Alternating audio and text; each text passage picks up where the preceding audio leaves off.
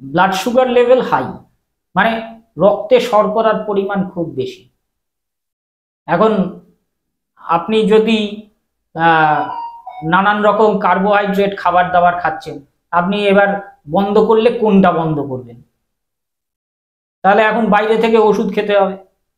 কিন্তু এগুলো কোনোটাই বিষয় নয়, এগুলো ভাবারই দরকার নেই। আপনি যদি এই কোনটা খাবো আর কোনটা খাবো না এই করতে করতে বাছাই করতে করতেই তো সময় চলে যাবে, তাতে দেখবেন আপনি এরপরে পটল তুলেছেন, তো ওগুলো করে কোনো লাভ নেই। তাহলে রাস্তা কি? খুব সহজ। বিষয়টা হচ্ছে আপনি সারাদিন নানান রকম কাজের মধ্যে ব্যস্ত থাকুন, হাঁটাচলা করুন, প্রচুর পরিমাণে এক্সারসাইজ করুন, যেটা প্রচুর পরিমাণে বলতে যেটা আপনার শরীর পারমিট করে। অন্তত ভালো যেন ঘুম হয়। অনেকে বলে থাকেন ফল খাবে না, ওই ফলটায় মিষ্টি, ওই ফলটা বেশি মিষ্টি। একদম নয়। এইটা আপনাদের বলে রাখি যে ফ্রুক্টোজ, যেটা ফলের মধ্যে যে মিশ্রতা পাওয়া যায়, সেটা কিন্তু সরাসরি এইভাবে আমাদের ব্লাড সুগার লেভেল বাড়ায় না। তাহলে এটা সমস্যা নেই। তাহলে আমরা যদি দেখি যে আমরা কি খাবার খাচ্ছি, এই খাবারটা কি খাচ্ছি তার উপর নির্ভর করছে। তা প্রথম কথা বলে রাখি যে আমরা কতদিন অবধি দুধ খাই। দুধটা খাই আমরা যদি ম্যাক্সিমাম ধরি, মানে সবচেয়ে বেশি ধরি, তাহলে 5 বছর অবধি আমরা দুধ খেয়ে থাকি।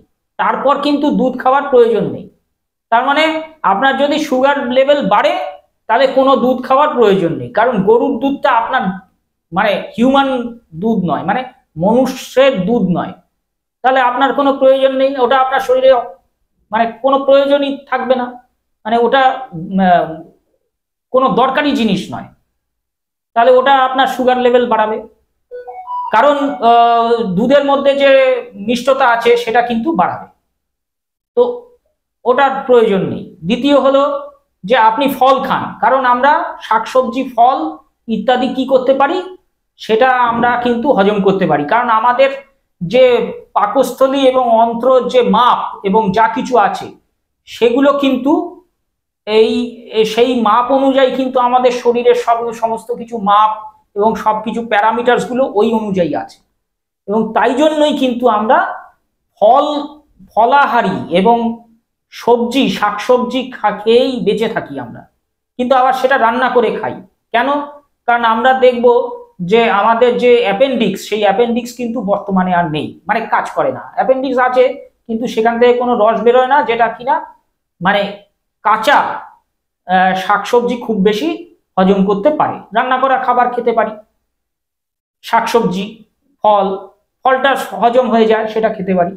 আর মাছ মাংস ডিম এগুলো যতটা কম খাওয়া যায় সেটা চেষ্টা করব। আলাদা করে মিষ্টি আলাদা করে খাওয়ার প্রয়োজন নেই।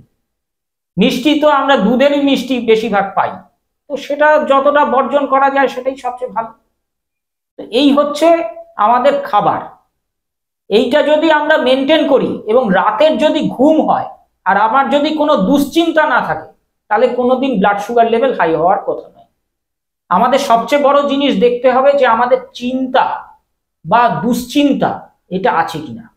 সেটার যদি আগে প্রতিকার করে ফেলে তাহলে কিন্তু আর কোনো ব্লাড সুগার বাড়ার কোনো ঘটনাই ঘটবে না।